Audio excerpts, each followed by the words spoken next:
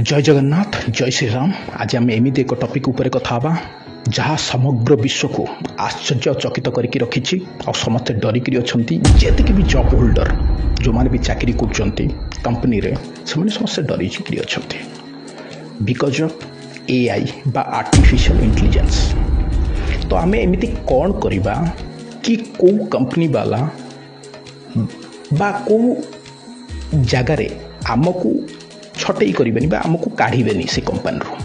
तो आमको थिंकिंग करिया पड़ो एज ए सीईओ हिसाब से गोटे कंपनी मैनेजर हिसाब से कौन करवा दरकार ना आपण से कंपनी को केते बेनिफिट दे पारे। आपण सैलरी अच्छे 1 लाख से कंपनी को आपण केमिति 10 लाख बेनिफिट दे पारे। यहाँ हूँ फास्ट।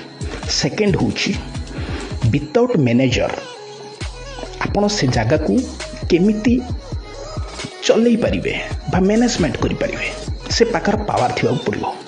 और जी आसूची एआई इंटेलिजेंस जो आर्टिफिशियल इंटेलिजेंस ताको केमिति आपण शिखि पारे प्रॉपर वे रे नॉलेज नहीं पारे आपणकर काम को स्मार्ट वे करि पारे एआई की यूज करिकरी। ए गुड़ाक जदि आपण शिखि पारे ताहले कंपनी ओनर आपण को निश्चय ता कंपनी रखिबो।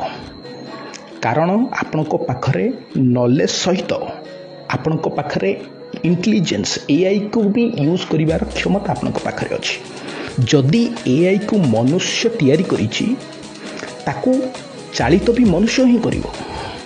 तो सेतिकी पावर जो दिन तुम पाखक आसीबो तो जेते बड़ टेक्नोलोजी दुनिया आसू बा एआई आसू बहुत किसी आसू आपण जॉब माने आपणकर जो चाकरी बा जॉब निश्चय सुरक्षित हिसाब रे रहिबो।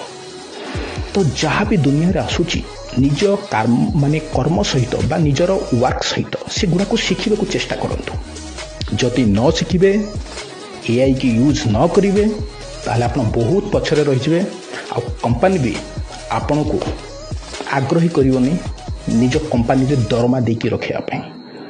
कारण आपण भी निज गोटे सीईओ हिसाब से भावतु बा गोटे ओनर हिसाब से भावतु मोर जदि किसी फायदा नाई मु आपन को कहीं जॉब रे रखिबे। तो think like a CEO powerful हंतु बहुत किसी शिखंतु आगो को बढ़ंतु आपनकर जॉब निश्चय सुरक्षित। धन्यवाद। जय